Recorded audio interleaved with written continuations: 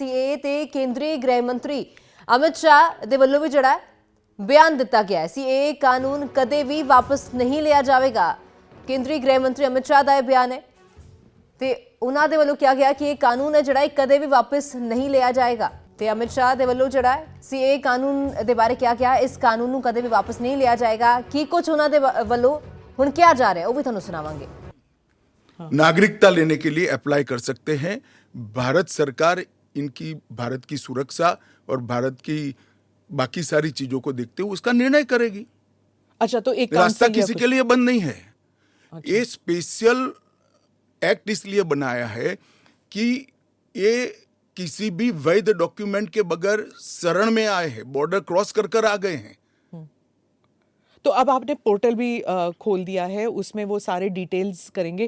वो पोर्टल सुरक्षित है और अगर किसी के पास दस्तावेज नहीं है तो क्या अब वो ना नागरिक है, ना माइग्रेंट है, ना रेफ्यूजी है, क्या बन जाते हैं? देखिए, मैं आपको बताता हूं, जिनके पास दस्तावेज नहीं है इसका रास्ता हम बाद में ढूंढेंगे, परंतु जिनके पास दस्तावेज है वो मेरे एक रफ अंदाज से 85% से ज्यादा है। और कितनी देर लगेगी, क्योंकि उन्हें एक ओथ भी लेना पड़ेगा? हमने कोई समय मर्यादा नहीं रखी है। अच्छा, आराम से सब लोग एप्लीकेशन करें। मैं सबको अपील करता हूं, आप आराम से करिए। ये एप्लीकेशन देश की सभी भाषाओं में है। आपकी भाषा में आप डाउनलोड कर सकते हो, एप्लीकेशन कर सकते हो, और आपकी समय की अनुकूलता से भारत सरकार आपको इंटरव्यू के लिए बुलाएगी और डॉक्यूमेंट की ऑडिट के लिए बुलाएगी। और वो फेस टू फेस इंटरव्यू होगा या फिर फेस टू फेस होगा? Face to face. Original document लेकर आना पड़ेगा। और अगर वो सेकंड जनरेशन रेफ्यूजीज है, मतलब अगर उनके बच्चे हो गए हिंदुस्तान में, 15 अगस्त 1947 से लेकर 31 दिसंबर 2014 तक जो भी आए हैं वो और उनके बच्चों का भारत में स्वागत है। ठीक, मैं आपके आलोचक के जो कमेंट्स हैं उनको पढ़ती हूँ और आप बताइए। जो दिल्ली के चीफ मिनिस्टर हैं वो कहते हैं, वो सवाल उठा रहे हैं। उन्होंने कहा कि ये जो अंधाधुंध लोग आएंगे, बीजेपी उन्हें नागरिकता देगी, उससे थेफ्ट, रॉबरीज, रेप बढ़ जाएगा। दिल्ली के मुख्यमंत्री अपने भ्रष्टाचार के उजागर होने से अपना आपा खो बैठे हैं। उनको मालूम नहीं है कि ये सारे लोग आ चुके हैं, आज भारत में ही रह रहे हैं। सिर्फ इनको अधिकार नहीं मिला है, वो अधिकार देने की बात है। 2014 तक जो आ गए इनको नागरिकता देनी है। और इतनी ही चिंता है तो वो क्यों बांग्लादेशी घुसपैठियों की बात नहीं करते हैं, रोहिंग्यास का विरोध क्यों नहीं करते हैं? क्योंकि वो वोट बैंक की पॉलिटिक्स कर रहे हैं। दिल्ली के चुनाव उनके लिए लोहे के चने चबाने जैसे हैं, इसलिए वोट बैंक की पॉलिटिक्स कर रहे हैं। नौकरी का कहां सवाल है, वो ऑलरेडी यहां है। और बांग्लादेशी नौकरी का अधिकार नहीं मार रहे हैं क्या? रोहिंग्यास नहीं मार रहे हैं?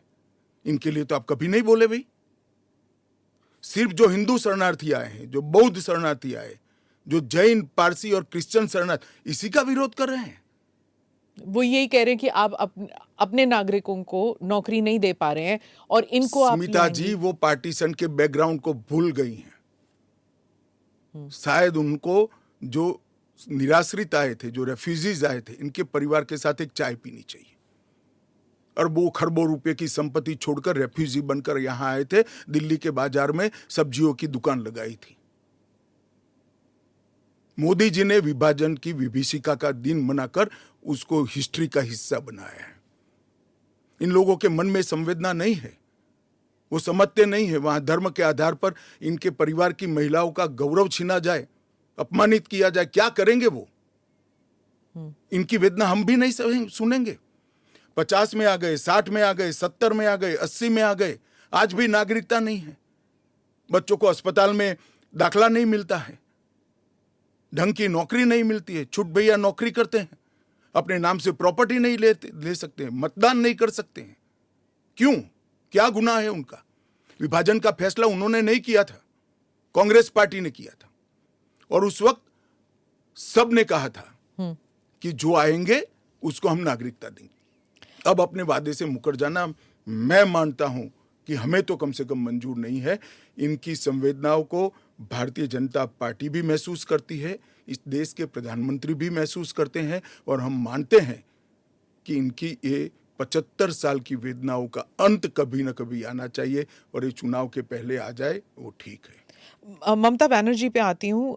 चीफ मिनिस्टर ने कहा है कि बीजेपी जो है ये हिंदू मुसलमान का खेल कर रहे हैं और उन्होंने ऑडियंस को कहा कि आपकी प्रॉपर्टियां छिन जाएंगी, आपके बच्चों का एजुकेशन ख़त्म हो जाएगा, आपको डिटेंशन कैंप में भेज दिया जाएगा और डिटेंशन कैंप ऑलरेडी हैं। तो ये सीए के ज़रिए 15 से लेके 20 लाख लोगों की सिटीजनशिप छीन ली जाएगी। देखिए, मैं ममता जी को करबद्ध निवेदन आपके इस कार्यक्रम के माध्यम से करना चाहता हूं। पॉलिटिक्स करने के हजारों मंच है। प्लीज बांग्लादेश से आए हुए बंगाली हिंदुओं का हित मत करिए। आप खुद बंगाली हैं। बांग्लादेश से जो बंगाली हिंदू आए हैं, इनको नागरिकता देने के लिए एक कानून है। ममता जी को मैं खुली चुनौती देता हूं, इस कानून की धारा में से किसी की नागरिकता छीनने की एक धारा वो बता दे सार्वजनिक रूप से। वो खौफ पैदा कर रही है, हिंदू और मुसलमानों के बीच में विखवाद कराना चाहती है, अपनी वोट बैंक का कंसोलिडेशन करना चाहती है। ममता जी, इसको मत रोकिए। करने जैसा काम है, घुसपैठ रोकिए।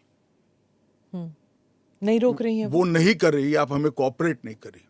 आसाम में कंप्लीट घुसपैठ रोक गया क्योंकि वहां भारतीय जनता पार्टी का शासन है। किस तादाद तक घुसपैठ हुआ है और कब से हो रहा है? देखिए, इसके अधिकृत आंकड़े जब तक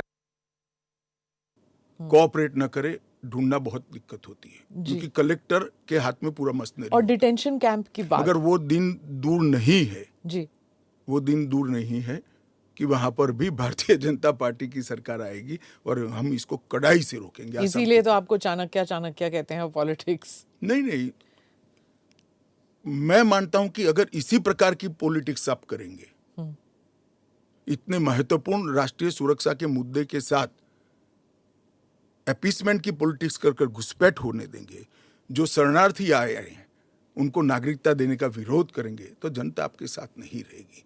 ममता जी को शरणार्थी और घुसपैठिए दो शब्द के बीच का अंतर ही मालूम नहीं है या जान के नहीं कर रही?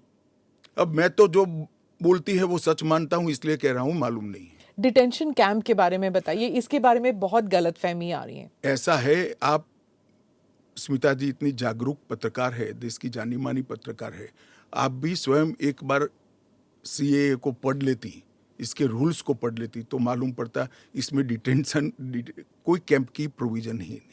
जो इलीगल माइग्रेंट्स हैं, अगर उनके पास कोई दस्तावेज नहीं है, उन्हें वापस अपने देश भेजने से पहले उन्हें डिटेंशन कैंप में रखा जाता है। ये आपने डिटेंशन एरिया में, जेल में नहीं डाल सकते, ये आपने 2019 में मुझे समझाया था एक इंटरव्यू में। सीएए में डिटेंशन कैंप नहीं है। इसी को लेकर मैं सवाल पूछ रही हूँ कि अगर सीएए के तहत वो लोग नहीं आते तो वो कहाँ जाएंगे, क्या होगा उनका? नहीं, उनकी व्यवस्था होगी ना।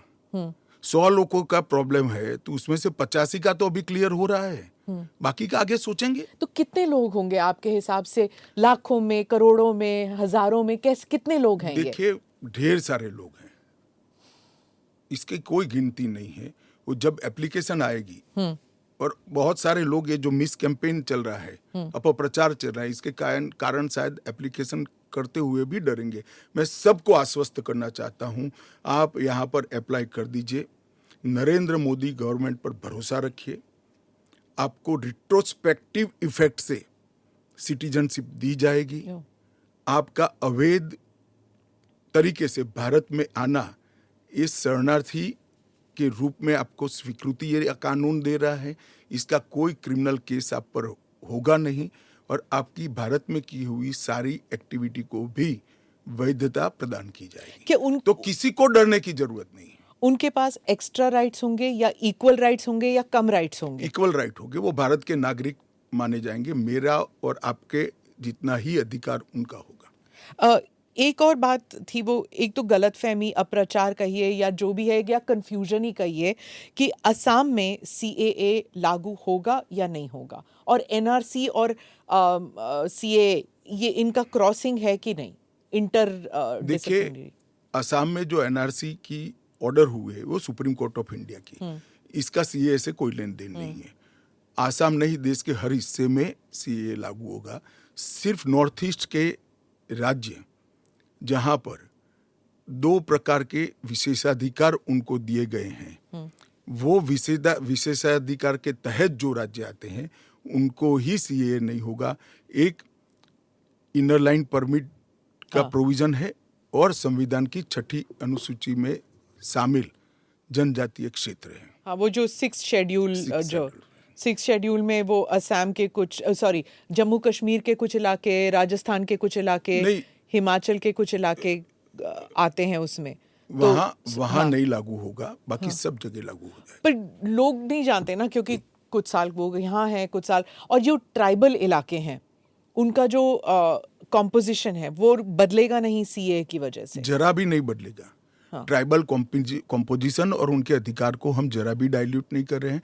हमने एक्ट में ही प्रोविजन कर दिया है कि जहां पर भी इनर लाइन परमिट है और जहां संविधान की 6ठी सूची में जो क्षेत्र शामिल किए गए हैं, इन पर वहां पर सीए नहीं लागू होगा और वहां के एड्रेस वाला एप्लीकेशन भी ऐप में अपलोड ही नहीं होता है। तो लागू होने का सवाल ही नहीं आता है। और एक्ट में ही प्रोविजन है, मगर हमने एप्लीकेशन में भी वो एरिया को एक्सक्लूड कर दिया है। कोई अप्लाई करेगा भी वो वहां से तो नहीं, ऐप ही नहीं खुलेगा। पर वो कहीं और जाके अप्लाई कर सकता है ना? तो वो भारत के नागरिक तो बन ही सकते हैं। हाँ, अच्छा, ओके। वो संविधान की 6ठी अनुसूची में सुरक्षित क्षेत्रों के नागरिक नहीं बन सकते। इनर लाइन परमिट से सुरक्षित क्षेत्रों के नागरिक नहीं बन सकते, वो भारत के नागरिक बन ही सकते हैं। आपने कहा हर जगह लागू होगा। केरल, तमिलनाडु, पश्चिम बंगाल, इन तीनों राज्यों ने कहा है कि हम यहाँ पर लागू नहीं होने देंगे। क्या उनके पास ये अधिकार है कि वो लागू नहीं करने देंगे? वो भी समझ रहे हैं कि उनको अधिकार नहीं है। हमारे संविधान के अनुच्छेद 11 में संसद ने नागरिकता के बारे में कानून बनाने का अधिकार केवल और केवल भारत की संसद को दिया गया है। एक केंद्र का विषय है, केंद्र और राज्यों का साझा विषय नहीं है। तो नागरिकता के बारे में कानून और कानून का इम्प्लीमेंटेशन, वो दोनों हमारे संविधान की 246/1 अनुच्छेद के माध्यम से इसको शेड्यूल 7 में डाला गया है, जो केंद्र की, इसकी तमाम शक्तियां केंद्र को दी गई है। पर जैसे वेरिफिकेशन वगैरह है, पूरा जो ग्राउंड पे तो चेकिंग होगी ना, वो सब तो स्टेट गवर्नमेंट ही करेंगे। क्या वेरीफाई करना है? सिर्फ पोर्टल के थ्रू? वो तो इंटरव्यू में लेकर आएंगे कि मैं बांग्लादेश से आया हूं, देखिए मेरा पुराना डॉक्यूमेंट है। और वो राज्य में नहीं होगा इंटरव्यू? इंटरव्यू राज्य में भी हो सकता है, भारत सरकार करेगी। तो कोऑपरेशन की जरूरत नहीं है, क्योंकि ये करना ही होगा। मैं मानता हूं चुनाव के बाद सब कोऑपरेट करेंगे। ये पॉलिटिक्स के लिए गलत प्रचार कर रहे हैं, अपीसमेंट की पॉलिटिक्स। और क्या यहाँ मतलब बांग्लादेश, अफगानिस्तान, पाकिस्तान के जो शरणार्थी हैं, क्या वो तमिलनाडु में गए हैं? वहां पर मतलब स्टालिन इसको इतना बड़ा, भाई मैं कोई पॉसिबिलिटी छोड़ना नहीं चाहता। एक भी है तो उसको नागरिकता देंगे।